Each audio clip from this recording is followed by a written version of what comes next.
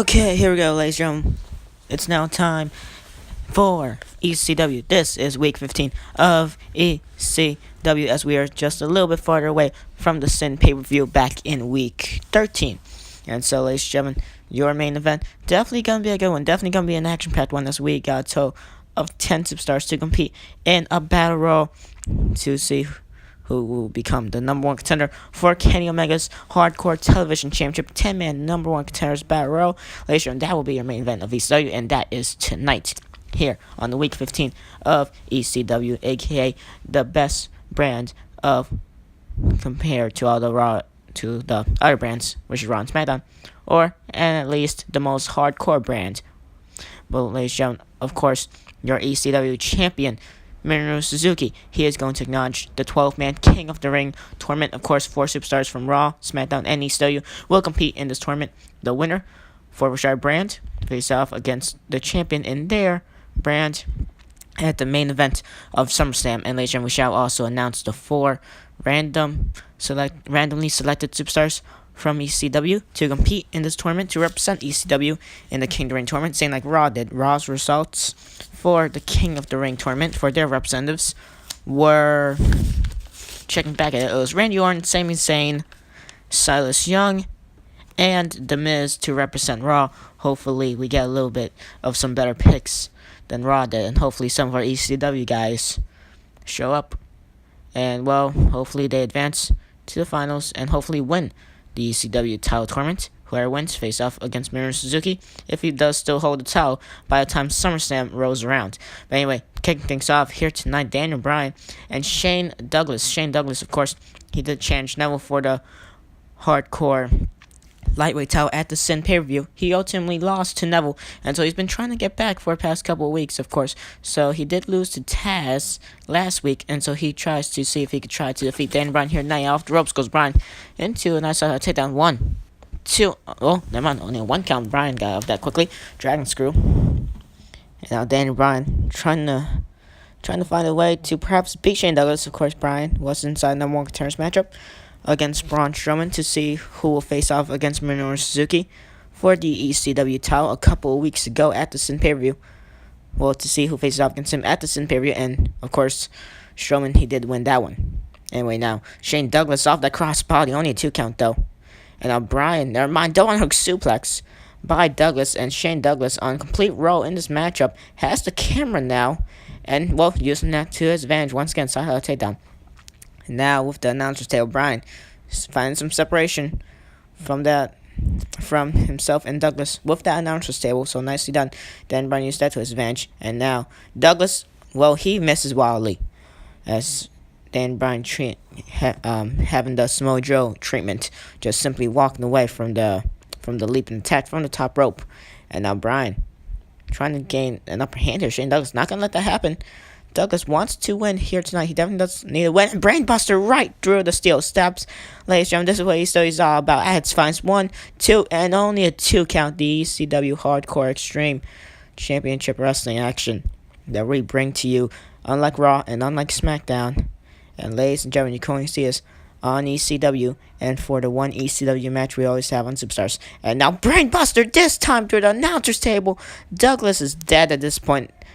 Only a 2 count. Shane Douglas survives a brainbuster through the steel steps, then through the announcer's table. Daniel Bryan showing no remorse, no restraint, no mercy against Douglas, but saved Shane Douglas. Trying to gain an upper hand here, misses that not the leg drop, knee drop, and Bryan misses the front drop kick, and Douglas nails the double axe handle off top rope into an elbow drop. Nice sequence of maneuvers by Shane Douglas with the candlestick now, and hits Bryan across the head with it. Bryan also got a kick to like the abdomen, perhaps at the same time, but Shane Douglas still, nevertheless, hit him with the candlestick. And now Douglas trying to do something here. I was about to say brainbuster, but no. Snap mirror. Douglas waiting for Bryan to get up. Has him, and back suplex with the bridge. Nicely done. Only a 1 count. Bryan got off that one. And now German suplex by Bryan with a bridge as well. 1, 2, only a 2 count this time. Closer than Shane Douglas was, at least. The 1 hook suplex, nicely done. Very, very fluent for Bryan. And now on top of the rope is Daniel. Bryan nails the knee drop. right to Shane Douglas. Douglas immediately getting back up like he didn't even feel a dragon screw though. Dan Bryan trying to keep Shane Douglas grounded. The franchise Shane Douglas is grounded now, and that front drop kick by Bryan into a sleeper hold. Nice sequence of maneuvers by Daniel Bryan and Shane Douglas. They're all being chained together here, and it's working out very well with Douglas using the candlestick now. Nothing pretty about this. Just some classic ECW stuff here. Headlock with the candlestick as well. Very, very innovative and working well against Daniel Bryan here tonight on ECW. Of course, this is your first match to kick off ECW. We got 4 more matches after this, including the pre-show for ECW Metal, where we're going to give a recap of the 2 matches we had over on Metal before the show started. Bridget suplex with a bridge. Never mind. As Douglas with the counter. Small package there. Northern Light suplex. Northern Light suplex once again with the bridge. Or also a Bridget suplex. There's really 2 names for it, but okay. Anyway, where? Don't hook tiger suplex. So many suplexes being shown here. And no, not just German suplex. A back suplex once again. Only a 1 count. Bryan with the kick up. And now trying to do something there. Perhaps going for the front drop kick, but no, just gonna kick him. And now, trying to do a bulldog there, wasn't able to. Shane Douglas saw that one coming. The franchise, Shane Douglas, against the leader of the Yes Movement, Daniel Bryan. Very interesting matchup here. Brainbuster once again by Bryan. Those are working out well in his favor in this matchup. And now on top of the rope is Bryan. And nails the knee drop again. Ladies and gentlemen, Daniel Bryan on a roll here. And so this worked out very well for Daniel Bryan. Shane Douglas struggling here, and now the yes lock. The yes lock, it's applied. Daniel Bryan wrenching back and forth with the yes lock. Shane Douglas cannot breathe at this point. Douglas is going to have to tap at this point. He's not even getting close to the ropes. It doesn't even matter. I see right there. Bryan walks out here victorious with the submission victory with the yes lock. It didn't even matter if Shane Douglas even made it to the ropes, but I guess perhaps could have given him some more leverage to try and escape. But of course, this is ECW. No rope breaks are allowed. Now let's say Dan Bryan gets another victory here tonight. Added to his resume. Well, Douglas gets another loss. And well, I know this is a little bit outdated because it says after Bound for Glory pay-per-view. We are now after it. This is week 15. But anyway, of course, the NXT brand and roster filled with some superstars from Raw, SmackDown, and ECW. They're going to have their first show and at the end of week 15. So after SmackDown and Superstars, we shall have the first episode of NXT. And so we shall see what happens over on there. Anyway, now, ladies and gentlemen, moving on to the next contest here, as we're going to be mixing things up a little bit.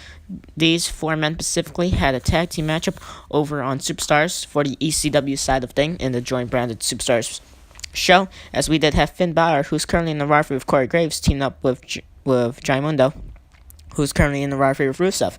So we're mixing it up here tonight. Finn Balor takes on Rusev this time, and Corey Graves shall take on Jaimundo after this matchup, so that's going to be a little interesting to see. Rusev immediately going to the outside, trying to get some separation away from Balor, and now run back inside ring. Balor waiting for him there, takes him down, the crossbody, nicely done, and nails just a one-legged kick, and nails the coup de grace, sort of, not fully, and Rusev did actually kind of sidestep that. Balor was going for coup de grace though. Anyway, now Balor with that just spin kick again, only a 1 count though, trying to get an easy victory over Rusev. It is by Brainbuster by Rusev, never mind. Working out well in his favor. And ladies and gentlemen, don't forget that your main event here tonight, 10-man battle royal, no more contenders for the ECW Television Championship that Kenny Omega does hold. 2 of those men who are going to be in the battle royal are 2 who actually did challenge for the title in the Sin pay-per-view a couple weeks ago, which included Taz, who used his rematch clause in that matchup, and Test. So ladies and gentlemen, Taz no longer has his rematch clause. Test actually really does, but now Test, since he competes in the Battle Royal here tonight, he puts that rematch clause on the line, and so if he is to lose this one, then ladies and gentlemen, he loses his rematch clause as well. And well, Taz, he'll regain back his rematch clause if he does win this matchup. But of course, there's 8 other men that both of them have to go through. Every man for himself. No tag teams will be involved in there as well, but we shall see what happens. Anyway, now, Balor, after missing the front dropkick, but now nails the brainbuster though. Working out well in his favor, I guess. Spin kick, and another spin kick, and a third. Yes, a third. And well, that was going to go for a 4th there. Rusev surprisingly hanging on. Not falling off the ring apron. And now Balor has him. Nails a nice hurricanrana. Nicely done. And Finn Balor taunting towards the crowd, trying to get this ECW crowd hyped up Well, as in they weren't hyped up already, but a little bit more hyped up. And now, Balor 1916. That's the closest to it, looking like the 1916. I know that's not the 1916, but it's close. Anyway, coup de grace. I know it's not the coup de grace, but it's the closest to looking like the coup de grace. So just roll with it, okay? And the 3 count there. Finn Balor walks out here tonight with the victory over Rusev. Same like Giant Mundo did last week. Rusev, not to hit about that, his resume hasn't been the greatest here in ECW. Let's put it as that. Hasn't been the greatest. Well, ladies and gentlemen, the man Giant Mundo faces Finn Balor's rival, Corey Graves. At this point, it probably is the most impressive release so far. But anyway, now let's say, don't forget, because we shall announce the 4 competitors specifically for ECW that will compete in the 12-man King of the Ring tournament. The winner of the tournament faces off against the same champion of the brand that they are in the main event of SummerSlam. So, which our ECW superstars shall be. We shall announce those 4 superstars here tonight on ECW. And we shall see if they will face off against Minoru Suzuki, your ECW champion. But of course, if Suzuki does still have the title, because I bet that he's going to probably still have to worry about Braun Strowman. Because remember, Strowman has his rematch clause for the ECW title. And Suzuki got out lucky in the Sin pay-per-view. No cheap tactics were used. Suzuki won clean in the matchup. Well, it was a hardcore matchup, so it doesn't matter. But still, he still won either way. And so, ladies and gentlemen, Strowman. Not too happy about that. Because Strowman, I believe that is actually his first loss here on numerous mode. Thanks to Suzuki. So, anyway, now, Corey Graves. Multiple strikes here. Well, ladies and gentlemen, the impressive resume I was talking about, Corey Graves. This is why. Had his debut against Dean Ambrose back in week 13. And he won his matchup against Ambrose, almost injuring his leg as well. And ladies and gentlemen, after that, in week 14 at the Sin pay-per-view. No, in week 13, my bad. In week 13 for the Sin pay-per-view. We were going to move on into our second matchup of the night. We moved on into a backstage argument between Corey Graves begging our ECW general manager Paul Heyman to be put on the card last second, and he was. Heyman let that slide. He put Corey Graves on the card, and ladies and gentlemen, it was pretty much an open challenge, an impromptu open challenge matchup. The man to answer Corey Graves' challenge, I guess, quote unquote, was Finn Balor, and Corey Graves actually won the matchup. And then they had a rematch last week on ECW, in which Graves won again, and Rusev defeated Giant Mundo that week. Anyway, now Corey Graves with the close on top rope into a pin. Nicely done. Nice transition. Only a 1 count, though. Mundo, of course, very, very tough, very athletic. More athletic than Corey Graves, but Corey Graves, perhaps, definitely, he's more of a greater striker and more aiming for specific parts of his body. For example, he mostly has been aiming for those legs.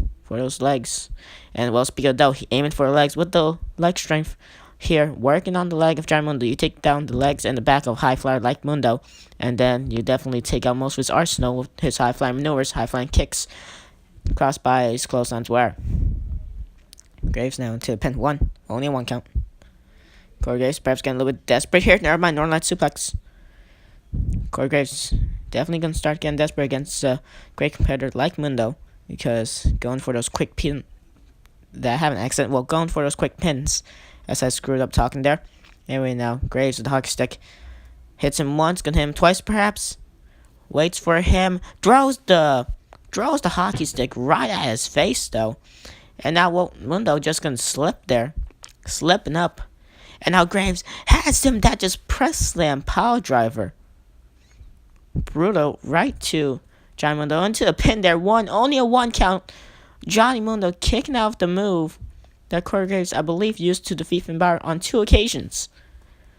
So Mundo, of course, a very tough competitor. Anyway, now Johnny Mundo trying to do something here. Wear him down with the headlock. Not for long, though. And now, Sunset Flip. Thought we were going to have a Hurt Corona originally. No, well, only a 1 count either way. Northern Light suplex, no, perhaps. Multiple counters there. I can't even call that action. And Samoan drop by Corey Graves into a pin. Nice transition. 1, 2. Once again, perhaps a pretty desperate Corey Graves going for those quick pins. But then again, could easily have a made drop. So if you go for stuff like that, and Mundo catches him in midair with a shoulder boulder. John Cena over on SmackDown, who of course uses the shoulder boulder, also known as the Attitude Adjustments. And while Giant Mundo may, of course, be very athletic, definitely has a great feat of strength. as he kicks out from the super kick at, I believe, the count of 1. And now trying to go for her crown, perhaps at that point. Graves just countered and saw that Northern Light suplex, though. Mundo now 1, 2, oh, very close to count. For Johnny Mundo, not able to fully get the full 3 count, though. Corey Graves aiming those legs once again, this time the half-legged crab.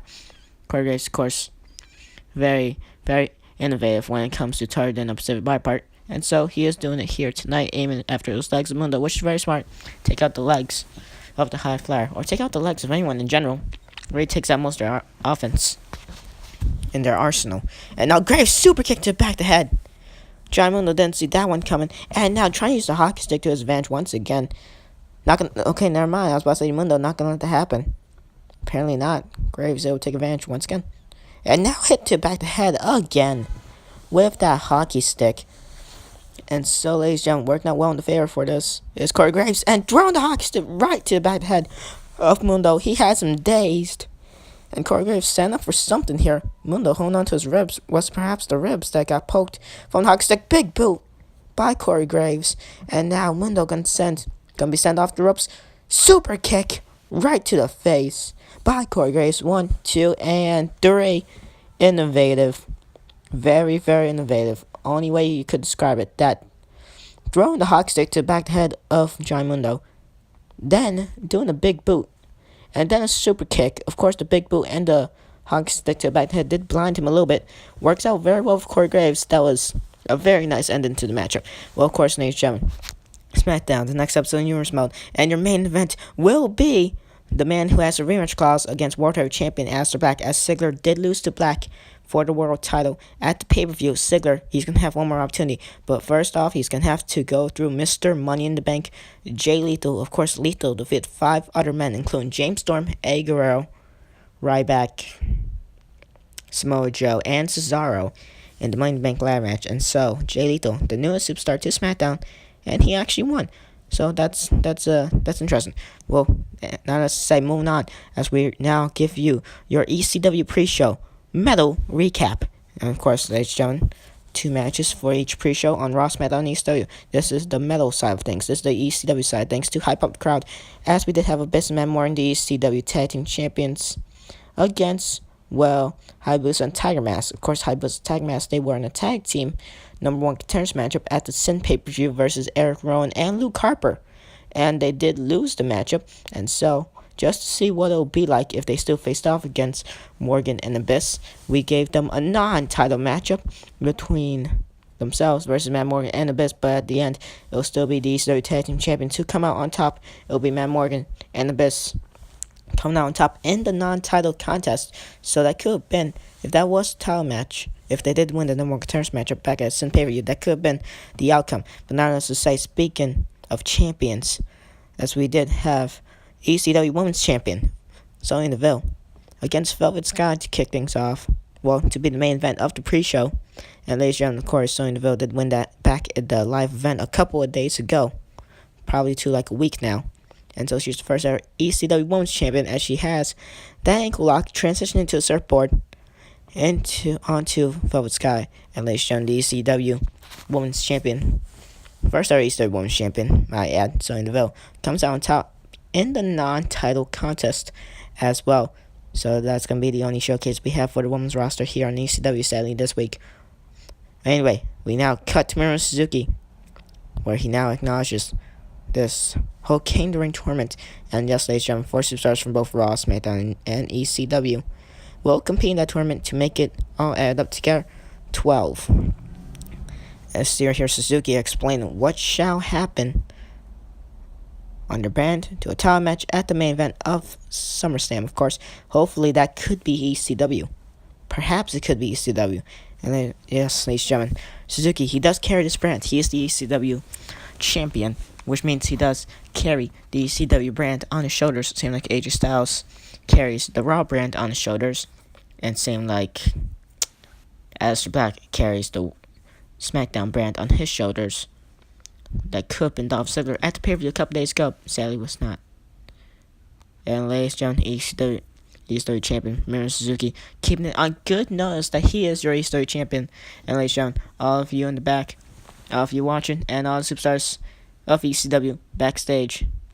Take notes, cause Suzuki is still ECW champion. Remember, he defeated Braun Strowman. That's difficult to do. Anyway, moving on, ladies and gentlemen. Non-title champion versus champion action. ECW television champion Kenny Omega versus, well, not champion versus champion, but he's gonna take on this man. Of course, the number one contender for the ECW title. Well, not really, but Strowman, he does have his rematch clause against Suzuki. He did lose at the Sin pay-per-view, but he does still have his rematch clause. And so if he is to defeat Suzuki, Suzuki will have his rematch clause. And then if Suzuki will defeat Strowman, then Strowman has his rematch clause. And then after that, there's no more rematch clauses because it's not going to be more than 3 matches in a row for a Pacific Championship. So that's how it's going to be worked now. And Strowman, let's just take it on good notice here, taking in every weapon he could, throwing the pool stick at Kenny Omega. Omega probably not too happy about that one. Well, ladies and gentlemen, we shall continue here in ECW as the ECW action rolls on, and as we shall continue with this matchup. Kenny Omega versus Braun Strowman. What a maneuver by Strowman as well. Only a 2 count.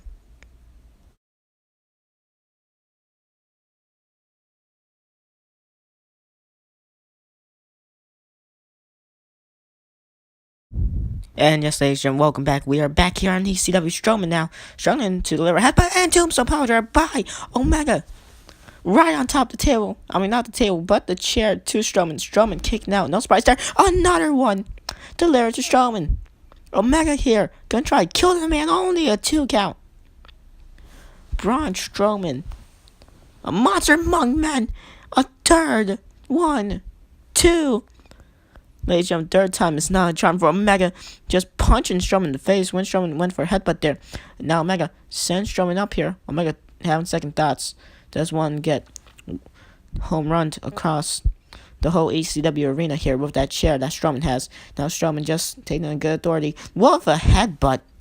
Strowman busted himself open there perhaps. Nope. No blood, but he stunned himself there. I think he hit probably the mouth of Omega or something like that. Another headbutt. Strowman hold on to his face again. Hurt himself there. Imagine what Omega must feel. Another steel chair shot. Kenny Omega, ECW Hardcore Television Champion. Been holding that title for a while now. Did defeat Taz back in week 8 at the Live from the Ministry pay-per-view. Which that Taz to have in 3 class. And Strowman just manhandling Omega. 1, 2, and 3. Omega again slammed right to the chair. Wait. Hold up a second. Omega calling Strowman a lucky SOB. Not sure how wise that is. And the big man accepts it. Omega asking for a rematch, and Braun Strowman just accepted it.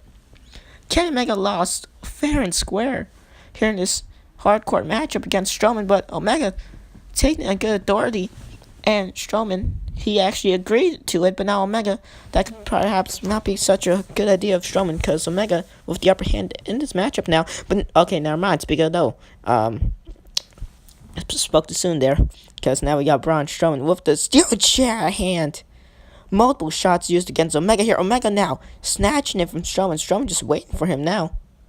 Omega gonna use it to his advantage. Sunset flip power driver, the Canadian Destroyer by Kenny Omega. Omega now using that to his advantage. It's like Strowman just watched him, like he wanted him to do it. That was weird from Strowman. And now Omega trying to get an upper hand here in this impromptu rematch or something. Where it is working out well in the favor of Omega V-Trigger by Kenny Omega. He hit many of those in the triple threat at the Sin pay-per-view a couple weeks ago. That's also what made him have a victory, I believe. One of those V-Triggers. Busted open Taz and Test. Anyway, now Strowman with the upper hand after monkey flipping Omega over the top of the rope. Omega taking a nasty landing. And now Kenny getting back up here. Thought he was going to jump off the top rope there. Has it in good authority. That Strowman's just going to probably catch him headbutt to back the head. Strowman, another headbutt. And another. Omega. He has been delivered so many headbutts by Strowman. Now Strowman with that chair. This is not going to be good. It's bad enough to take a chair shot from Strowman and a headbutt, but then taking multiple chair shots after multiple headbutts, not going to feel all that good in the morning. Strowman stacking the foldable chair, and the announcer table here. And now Braun Strowman has him, both men on top, and Omega takes a nasty landing on the outside. I think Strowman wanted him to go through the table, but not going through the table. And a second one on the concrete floor, the concrete part of the floor at that time. And Braun Strowman has defeated Kenny Omega twice in one night. Not many people can say that they've actually defeated Kenny Omega at all. And so, ladies and gentlemen, Strowman doing that twice in one night, proving why he's perhaps one of the most dominant men here on ECW. But we shall see what happens between him and ECW champion Minoru Suzuki, as Omega is going to figure out who's he going to defend his title against in the main event. But first off, ladies and gentlemen, the random selections has now been announced. Finn Balor, Baron Corbin, Raven, Chris Jericho. Or I should say from left to right. From left to right, it was Chris Jericho, Raven, Finn Balor, and Baron Corbin, the 4 random superstars selected to represent ECW in the King of the Ring tournament. Corey Graves perhaps not all that happy about that, for the fact that Balor is actually going to be in there. But we shall see. Well, ladies and gentlemen, as we do have some men who are going to be involved in the tournament, including Raven and Baron Corbin right here. And so we shall see what happens. Of course, Balor has matchup earlier, so he's not going to be in this battle royal. And so, ladies and gentlemen, let's say the 10 men in this matchup, which are Baron Corbin, Test, Jerry Lynn, Wade Barrett, Taz, Adam Cole, Tommy Dreamer, Sandman. I believe that's it. I'm not sure if that was 10. And Dean Ambrose, a.k.a. Jon Moxley, because he's just going to be Jon Moxley in here. And Jerry Lynn in the clothesline. Wade Barrett. I believe this is probably Wade Barrett's debut here in Heroes Mode. So imagine how much of a great debut it will be if he is to win this matchup here tonight. Well, we shall see the first elimination as this matchup shall progress. Anyway, now 10-man over the top rope. Battle Royal rules. You get thrown over the top rope, both feet hit the floor. Of course, you later then get eliminated due to the rules. And so, ladies and gentlemen, it could be Kenny Omega versus any one of these 10 men. Of course, ladies and gentlemen, Baron Corbin or Raven is to win this matchup. Then you gotta think what that means for them being in the King of the Ring tournament. They'll perhaps still be in as Theodore Taz, the first man to be eliminated. Ironically enough, Taz, if he won, he would have gotten his rematch clause again. He would have challenged Kenny Omega for the ECW Hardcore Television Championship again. And Taz being the first one gone definitely has to be heartbreaking, as Taz now not going to challenge for that title for a while. Test, if he is to win this matchup, then he keeps his rematch clause. But then whoever actually wins the matchup, if it's not Test, they shall take Test's rematch clause and turn it into a number 1 contender's shot here. But if Test is to win, he's not number 1 contender. He just actually fulfills his rematch clause, which can be a little unfair to the big man. But that's just how GM Paul Heyman booked it here tonight. Now, Jon Moxley, Dean Ambrose with the knee drop. Oh my God, Sandman again caught in midair by Raven. Raven and Sandman had a great rivalry back in the day. Anyway, now Wade Barrett catching Jerry Lynn in midair. We haven't had Jerry Lynn been showcased all that much in the past previous amount of weeks, and there goes Jerry Lynn as well. Lynn, he did have a good matchup against Balor a couple weeks back in like week 11 or week 12 of ECW. Of course, Finn, he ended up winning that one. As see there, Corbin and Raven, you see in the upper right part of your screen, well, at least to my side, as Corbin is now busted open. This is a little interesting because, well, there goes Jon Moxley, aka Dean Ambrose, thanks to Tommy Dreamer. And so, ladies and gentlemen, of course, Raven and Baron Corbin, they do have a little bit of history dating back to the beginning of Viewers. Well, there goes Sandman and Tom Dreamer. That's some history as well. But of course, ladies and gentlemen, Raven and Baron Corbin, they were the final 2 competitors in the 4-man ECW battle. The 4-man ECW title tournament in the beginning of Viewers Mode, where we had Raven defeat Finn Balor, and we also had Baron Corbin defeat Dean Ambrose, also known as Jon Moxley. And there goes Tommy Dreamer, thanks to Adam Cole. And so, ladies and gentlemen, in the finals, it was Raven and Baron Corbin. And Raven won the finals matchup. And then after that, it was a whole rematch clause at the Barely Legal pay-per-view back in week 5. The Barely Legal pay-per-view, of course, ECW exclusive. And we did have Corbin defeat Raven in Corbin's rematch clause And then we had Suzuki attack Corbin backstage after the matchup, which led to Suzuki debuting and led to him going into a rivalry against Raven for like 2 weeks, where he stole Raven's revenge clause and turned into the number one contender's opportunity. And then Suzuki defeated Corbin at week 8 in the live from the MSG pay-per-view, which is why Suzuki's champion. There's her whole ECW title history, as Adam Cole is now eliminated. Adam Cole has really been on much good terms with ECW general manager Paul Heyman, because since Cole, he's been competing he's competed in this ECW Hardcore Television Championship number one contenders battle royal before.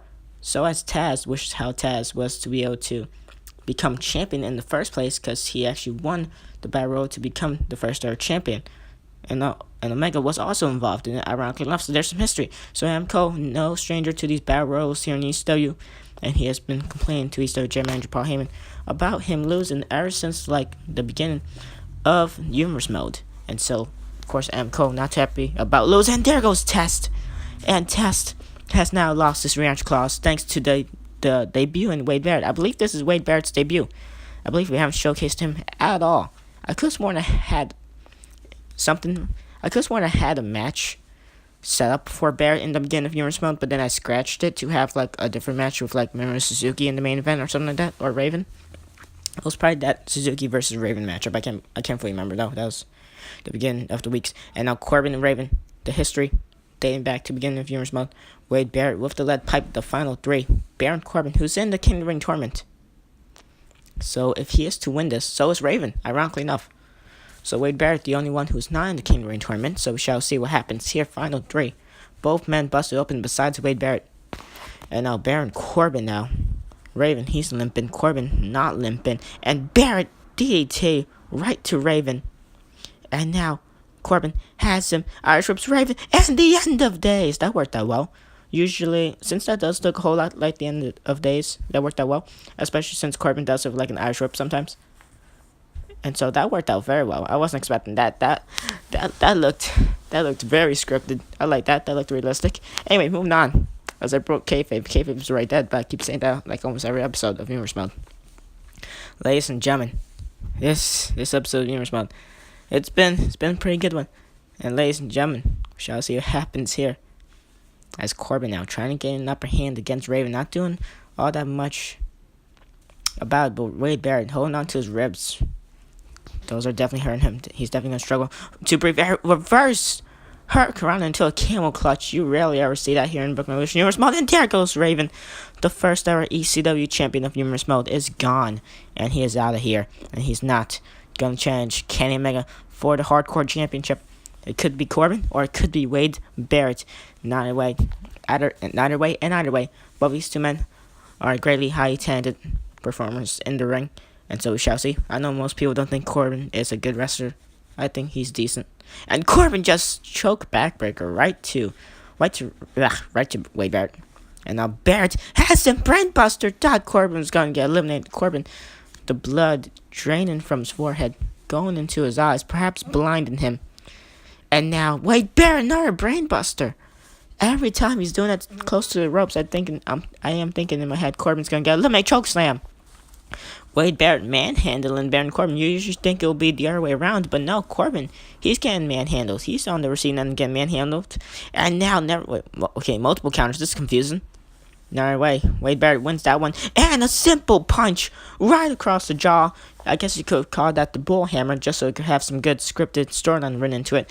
Well, ladies and gentlemen, that's the end of this edition of Humorous Mode. This is ECW Week 15. What a main event we had. And ladies and gentlemen, Baron Corbin pulled off a hell of a fight in the end. But at the end, and in the end of the night, Wade Barrett walks out here tonight, number one contender for the ECW Hardcore Television Championship that Kenny Omega holds. And we shall see when he shall challenge for that title. Perhaps at the SummerSlam pay-per-view, but we shall see what happens. Now less to say. Thank you all for watching this episode of Humorous Mode, and I'll catch you on in the next one. Goodbye.